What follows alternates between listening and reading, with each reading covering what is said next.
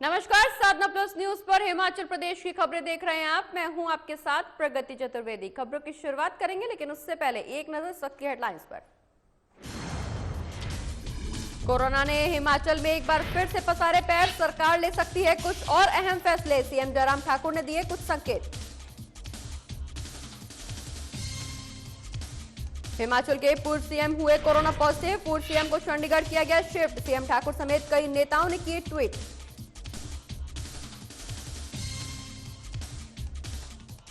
Himachal police के लिए गर्व का पल, ढली थाना बना देश का टॉप 10 थानों में से एक। केंद्रीय मंत्री अमित शाह ने प्रशस्ति पत्र देकर किया सम्मान।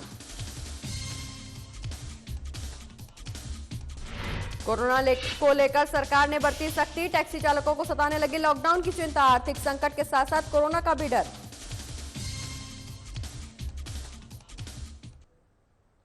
चले खबरों की शुरुआत करेंगे, जहां हिमाचल में कोरोना का कहर लगातार जारी है, जिसको लेकर सरकार कुछ और बंदिशें लगाने की तरफ बढ़ सकती है।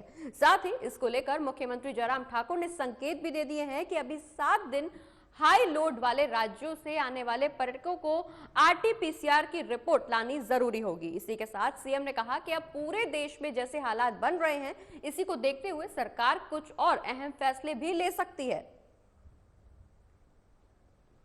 तो आपको बता दें कि लगातार देश भर में कोरोना का कहर जारी है, वहीं हिमाचल में भी कोरोना के संक्रमण लगातार बढ़ते हुए दिखाई दे रहे हैं, जिसको लेकर हिमाचल सरकार अब कुछ बड़े फैसले लेने की तरफ बढ़ रही है। आपको बता दें सरकार कुछ और बंदिशें लगाने की तरफ अब बढ़ सकती है। इसको लेकर मुख्यमंत्री जयराम ठाकुर ने संकेत भी दिए हैं। मुख्यमंत्री ने कहा कि अभी 7 दिन हाई लोड वाले राज्यों से आने वाले पर्यटकों को आरटी-पीसीआर रिपोर्ट लाना जरूरी होगा। इसी के साथ मुख्यमंत्री ने यह भी कहा कि अब पूरे देश में जैसे कोरोना के हालात बन रहे हैं, इसको देखते हुए सरकार कुछ और अहम फैसले भी ले सकती है। तो लगातार कोरोना के बढ़ते संक्रमण की रोकथाम के लिए राज्य सरकार कोशिशें कर रही है, जिसको लेकर मुख्यमंत्री ने बयान दिया है। मुख्यमंत्री का कहना है कि अभी 7 दिन हाई लोड वाले राज्यों से आने वाले पर्यटकों को आरटी-पीसीआर की रिपोर्ट लाना जरूरी होगा। वहीं बढ़ते कोरोना के संक्रमण को देखते हुए और कोरोना के हालात जो इस समय बन रहे हैं, मौजूदा स्थिति कोरोना की देखते हुए सरकार कुछ और अहम फैसले भी ले सकती है।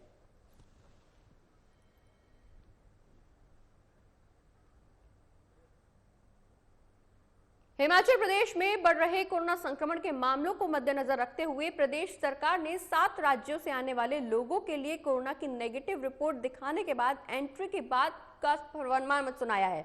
ऐसे में अब सरकार के आदेशों के चलते दुविधा की स्थिति बनी हुई है, लेकिन अब मुख्यमंत्री जयराम ठाकुर ने सफाई देते हुए बताया कि बॉर्डर पर किसी भी तरह से लोगों और टूरिस्ट को रोका नहीं जाएगा, लेकिन होटलों को गाइडलाइंस फॉलो करनी होगी।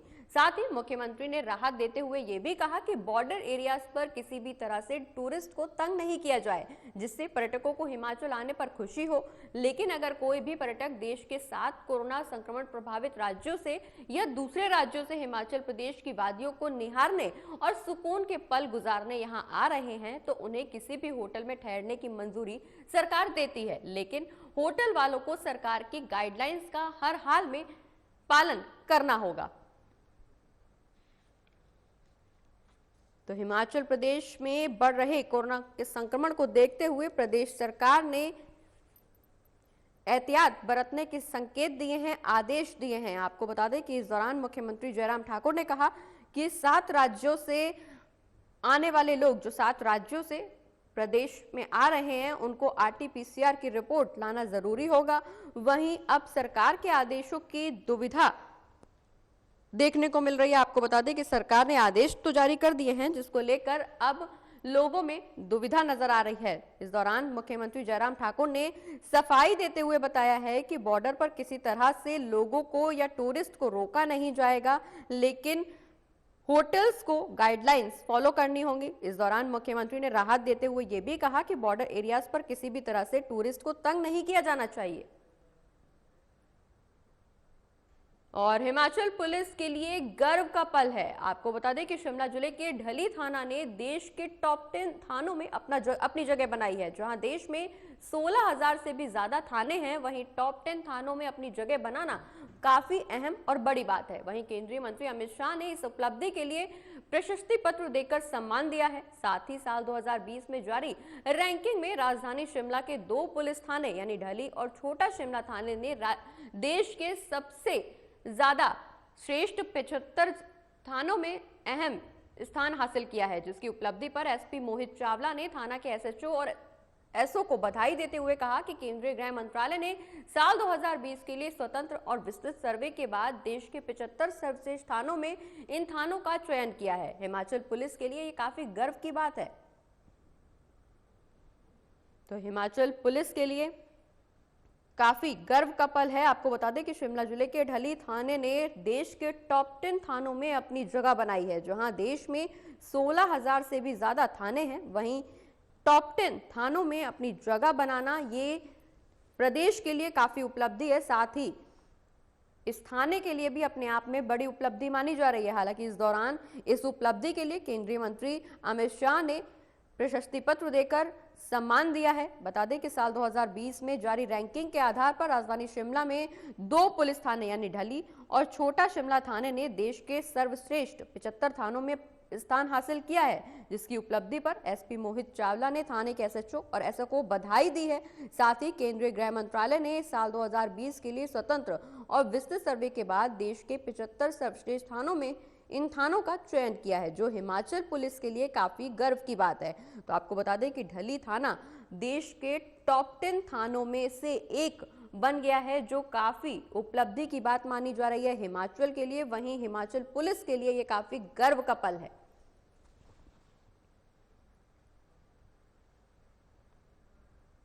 आपको बता दें कि हिमाचल पुलिस के लिए यह काफी गर्व का पल है, जहां शिमला जिले के ढली थाने ने देश के टॉप 10 थानों में अपनी जगह बनाई है। बता दें कि देश में 16,000 से भी ज्यादा थाने हैं। ऐसे में टॉप 10 थानों में अपनी जगह बनाना बहुत बड़ी उपलब्धि है, बहुत बड़ी बात है ये।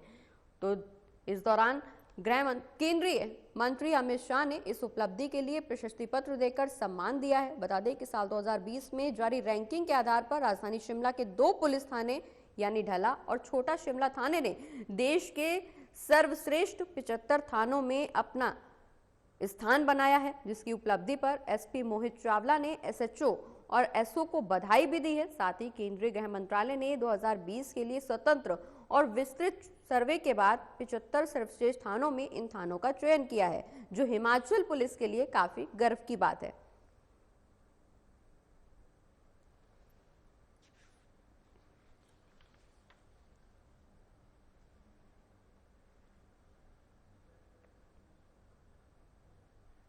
बढ़ते हैं आगे और अब बात कांगड़ा की करेंगे, जहां जिले के आपको बता दें कि पार्षदों की शपथ के बाद डिप्टी मेयर का चुनाव हुआ है। वहीं ये फैसला सबकी सहमति से लिया गया है।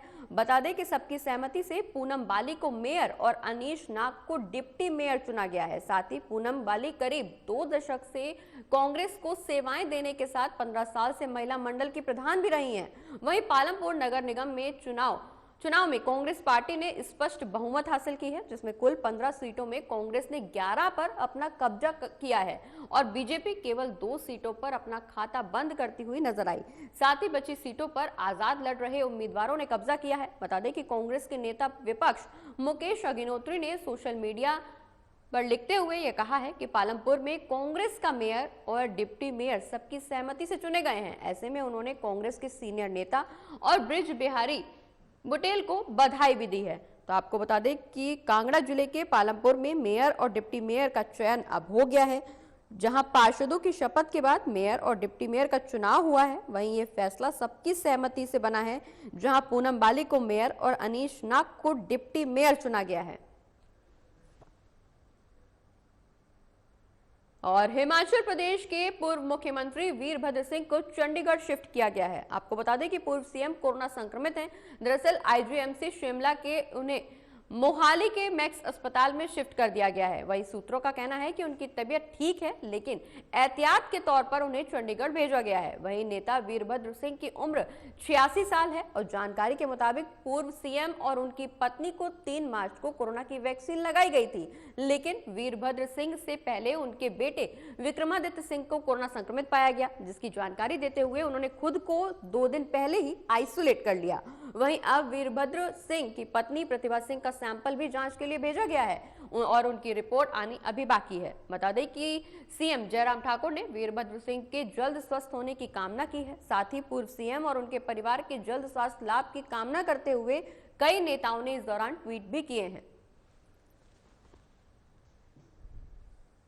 तो पूर्व सीएम वीरभद्र सिंह को चंडीगढ़ शिफ्ट किया गया है। आपको बता दें कि पूर्व सीएम वीरभद्र सिंह कोरोना संक्रमित हैं, जिसके बाद उन्हें आईजीएमसी शिमला से मोहाली के मैक्स अस्पताल में शिफ्ट कर दिया गया है। सूत्रों का कहना है कि उनकी तबीयत फिलहाल ठीक है, लेकिन इस दौरान मुख्यमंत्री जयराम ठाकुर ने उनके स्वस्थ होने की कामना की है। इस दौरान पूर्व सीएम और उनके परिवार के सदस्यों की स्वस्थ कामना करते हुए कई नेताओं ने ट्वीट भी किए हैं। आपको बता दें कि इस दौरान पूर्व सीएम वीरभद्र सिंह कोरोना संक्रमित हैं, जिसके चलते उन्हें आईजीएमसी शिमला से मोहाली के मैक्स अस्पताल में शिफ्ट किया गया है।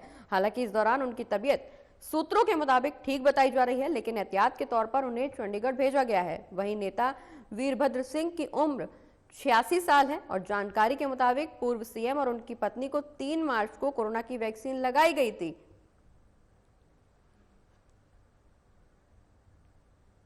हिमाचल में टैक्सी चालकों को कोरोना संकट से परेशानी का सामना करना पड़ रहा है। टैक्सी चालकों को 2 वक्त की रोटी खाने की चिंता अब सताने लगी है। लॉकडाउन खुलने के बाद जहां पर्यटन कारोबार पटरी पर लौट रहा था, लेकिन फिर से टैक्सी चालकों के कारोबार पर संकट के बादल अब छाने लगे हैं।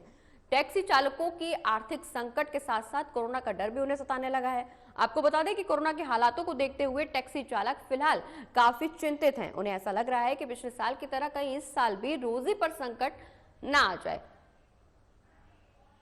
तो बढ़ते संक्रमण को देखते हुए लॉकडाउन की चिंता अब टैक्सी चालकों को सताने लगी है। आपको बता दें कि हिमाचल प्रदेश में टैक्सी चालकों की चिंता एक बार फिर से कोरोना संक्रमण ने बढ़ा दी है, जहां एक बार फिर से लॉकडाउन का डर टैक्सी चालकों को सता रहा है। टैक्सी चालकों का इस दौरान कहना है कि लॉकडाउन की वजह से पहले ही वो आर्थिक संकट से काफी जूझ चुके हैं। वहीं काफी लंबे अंतराल के बाद एक बार फिर से उनका रोजगार पटरी पर उतरा था, जिसके बाद अब फिर से लॉकडाउन लगने की आशंका ने उनके ऊपर आर्थिक संकट की चिंता बढ़ा दी है। आपको बता दें कि देश भर में कोरोना संक्रमण तेजी से पैर पसार रहा है, जिसको लेकर सभी वर्ग के लोगों में चिंता नजर आ रही है। जहां लोगों में एक तरफ बीमारी का डर है, वहीं आर्थिक संकट से भी जूझने के लिए लोग मजबूर हो रहे हैं। लगातार कोरोना के बढ़ते संक्रमण से लोगों की चिंताएं भी बढ़ रही हैं और अब हिमाचल में टैक्सी चालकों को कोरोना संकट की वजह से परेशानियों का सामना करना पड़ रहा है। टैक्सी चालकों पर 2 वक्त की रोटी खाने की चिंता उन्हें सताने लगी है। हमें गाड़ियाँ स्कूलों में लगी हुई है और जो स्कूल की गाड़ियाँ वो आज की डेट में सारी खड़ी है। उनका कोई व्यवसाय नहीं है, उनके बारे में कोई सोच नहीं रहा है। जो उनके लोनिंग है या सरकार ने जो भी कहा है कि भी उनके टैक्स माफ़ कर देंगे, वो कोई माफ़ नहीं हो रहे हैं और सरकार को इसको गंभीरता से सोचना चाहिए। आने वाले समय में वैसे भी यूनियनों ने बोला है कि हम आरटीओ के पास अपनी चाबी जमा करा देंगे। हमारे पास अपने खाने को रोटी नहीं रही है। लॉकडाउन ऐसे भी लगा रहा, अभी भी लॉकडाउन है। टैक्सीज़ में भी हम कहीं सवारी को घुमा नहीं सकते क्योंकि 72 घंटे की रिपोर्ट लेनी पड़ती है। उसमें ना सवारी हमारी टैक्सियों में आ रही है, ना जा रहे। व्यवसाय के सारे साधन ख़त्म हो चुके हैं। जैसे सरकार को हमने बार बार अवगत कराया है, अपनी टैक्सी की समस्या है, हमारी टैक्स की समस्या है। अभी जब कोविड चल रहा था तो हमने सभी ने 1 लाख रुपया सीएम फंड में राहत कोष में दिया, क्योंकि उस वक्त संकट देश के ऊपर था। तो हमने इसकी परवाह न करते हुए 1 लाख रुपया जो है सीएम राहत कोष में दिया था। लेकिन उसके बाद भी सरकार से हमने बार बार अपनी मांगे रखी, लेकिन हमने फिर भी इसको हाईलाइट नहीं किया। लेकिन आज इतनी स्थिति ख़राब हो चुकी है, 1 साल हो चुका है हमें। हमारी गाड़ी किस्तों पे है, हमारी स्कूल की फीसें किस्तों पे है, हम किराए में रहते हैं और लोन हमारा किस्तों पे है। लेकिन आज की डेट में सरकार ने कोई भी हमारे लिए इस तरह का कोई बिल नहीं लाया कि भाई जिसमें हमें जो लोन है वो 0% पे मिले। और इसी के साथ इस बुलेटिन में फिलहाल इतना ही। आप देखते रहिए साधना प्लस न्यूज़। नमस्कार।